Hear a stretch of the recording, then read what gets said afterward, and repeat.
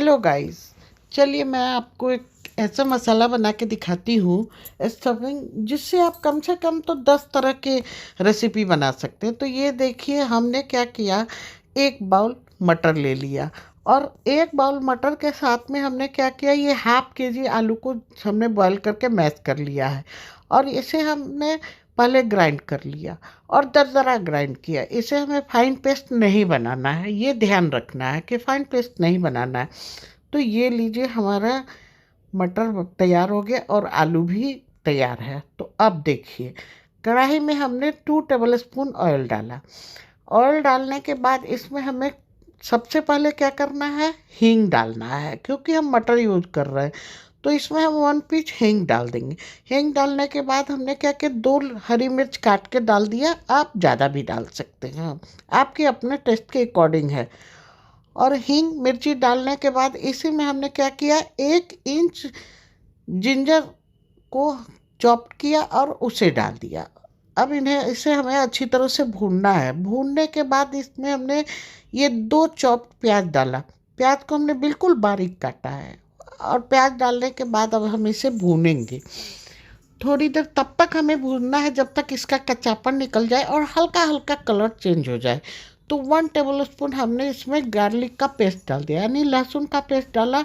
वो छोटे चम्मच से हमने डाला, बहुत ज़्यादा गार्लिक हमें डालना नहीं है।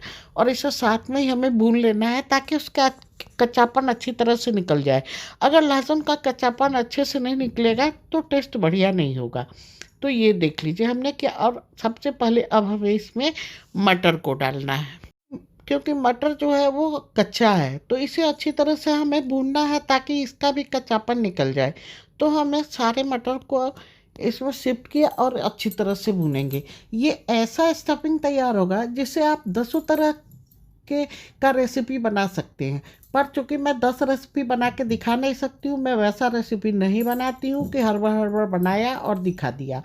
मैं आपको इसी मसाले से कई रेसिपी अलग अलग बना के दिखाऊंगी। पर चलिए जो सबसे आसान है पहले मैं उसे बना के आपको दिखाती हूँ, उसके बाद मैं इस स्टफिंग से और भी रेसिपी बना के दिखा दूँगी। तो इसे पहले हमें भूनना, ताकि इसका पानी भी, जो भी थोड़ा सा पानी हो वो ऑब्जर्व कर ले, सूख जाए और साथ में ये अच्छी तरह से भून जाए। क्योंकि मटर जो है कच्चा नहीं होना चाहिए। मटर कच्चा होगा तो फिर ये पेट दर्द होगा, ये सबको पता है। तो फिर जो इसके बाद हम इसमें डाल देंगे 1/2 टेबल स्पून हल्दी पाउडर, 1 टेबल स्पून धनिया पाउडर और टेस्ट के अकॉर्डिंग हम इसमें लाल मिर्च पाउडर डालेंगे। वैसे हमने 1 टेबल स्पून इसमें लाल मिर्च पाउडर डाला है। तो लाल मिर्च पाउडर डालने के बाद हमें क्या करना है, इसमें और भी थोड़ी बहुत सामग्री डालनी है, बहुत ज़्यादा नहीं डालना है। तो और वह इसमें हमने क्या किया, 1/2 टेबल स्पून अजवाइन डाला। अजवाइन डाल के अब इसे हमें भूनना है ताकि ये जो सूखे मसाले हैं ये बहुत अच्छे से भून जाए। और जैसे ये भून जाएगा तो अब थोड़े थोड़े जो मटर गीले थे वो भी सूख जाएंगे, इसलिए इसमें हमें पानी बिल्कुल नहीं ऐड करना है। तो ये लीजिए मैं इसे अच्छी तरह से भूनती हूँ। आप देख सकते हैं मटर हमारा बहुत ही बढ़िया तरीके से भुन रहा है। और भूनने के बाद में अब क्या करेंगे, ध्यान रखना है 5-7 मिनट भूनते ही ये अच्छी तरह से भुन जाएगा, कच्चा नहीं छोड़ना है। और जब ये अच्छी तरह से भुन जाए तो हमने जो आलू मैश करके रखा है, बॉयल आलू, अब हम उससे इसमें शिफ्ट करेंगे और फिर इसे अच्छी तरह से भुनेंगे। थोड़ी सी 2-3 सामग्री और डालेंगे। तो ये देखिए हमने इसमें ढेर सारे धनिया के पत्ती डाल दिए। धनिया पत्ती डालने के बाद अब हम अच्छी तरह से मैश करेंगे। क्योंकि अभी धनिया बहुत ही खुशबूदार आ रहा है और खाने में तो धनिया ऐसे भी अच्छा लगता है, इसलिए हमने थोड़ा ज़्यादा ही रख डाल दिया, क्योंकि इस धनिया के पत्ती से इसमें खुशबू बहुत ही अच्छी आएगी।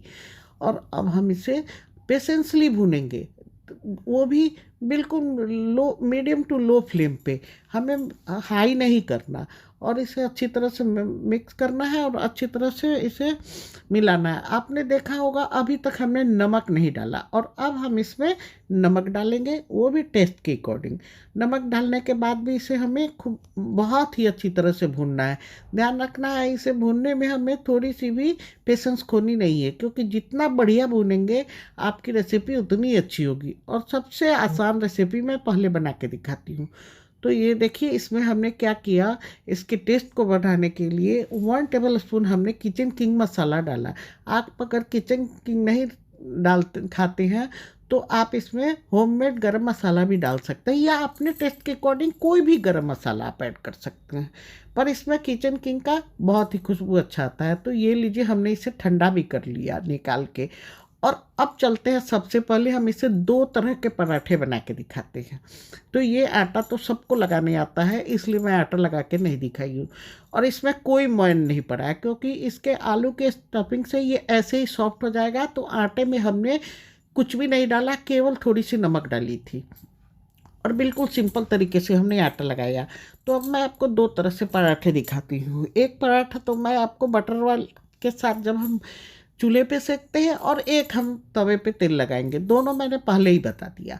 तो ये लीजिए हमने भरा, और देखिए मसाला इतना अच्छा सूखा बना है कि आप कितना भी आलू डाल देंगे ये बाहर नहीं आएगा। और बिल्कुल मैं बहुत मोटा भी पराठा नहीं बनाऊंगी, पतला पतला ही बना के दिखा।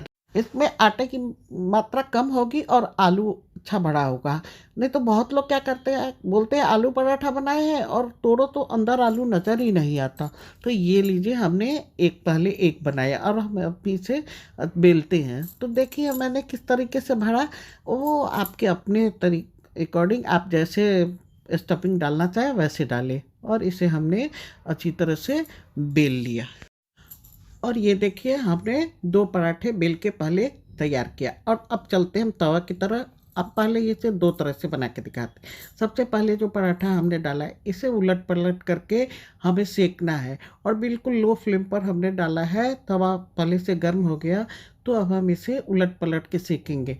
और ये इस मैं रेसिपी में मैं आपको 2 तरह के पराठे, नेक्स्ट इस रेसिपी में मैं फिर 2 तरह के अलग रेसिपी बना के दिखाऊंगी। पर वीडियो को मैं लंबा नहीं कर सकती, आज मैं आपको केवल पराठे ही बना के। और ये स्टफिंग जो आप डालेंगे इसके पराठे बहुत ही टेस्टी और बहुत ही चटाकेदार बनती है। तो आप सेम इसी प्रोसेस से मसाला बना के देखेंगे, आपके पराठे बहुत ही अच्छे होंगे। तो हम लोग इस पराठे को आलू मसाला पराठा बोलते हैं।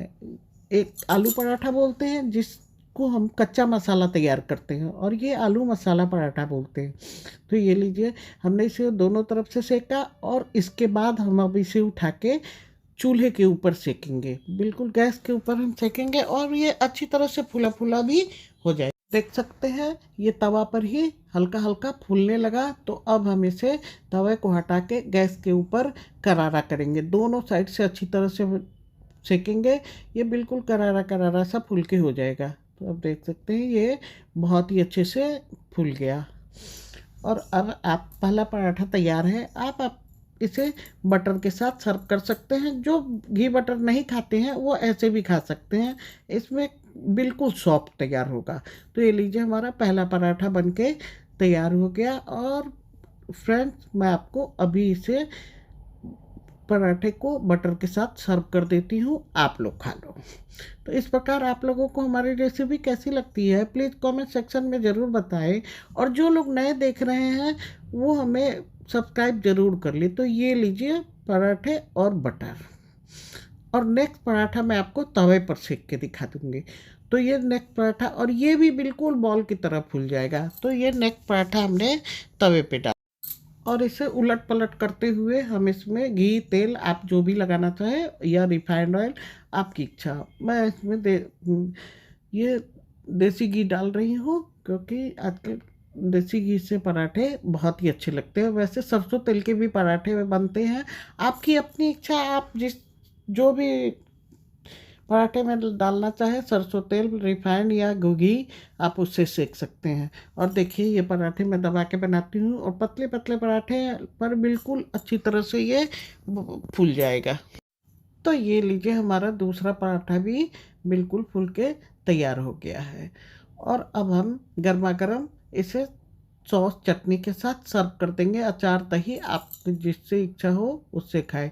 तो हमने एक स्टफिंग से पहले 2 तरह के पराठे बनाए। इस स्टफिंग से बर्गर बहुत ही अच्छे बनते हैं। थोड़ा सा मेथड चेंज करना पड़ता है, वो मैं नेक्स्ट वीडियो में आप दिखाऊंगी। और ये लीजिए, हमने गर्मा गर्म आपके लिए सर्व किया। आप लोग एंजॉय करो, और आपको रेसिपी कैसी लगी ज़रूर बताएं। थैंक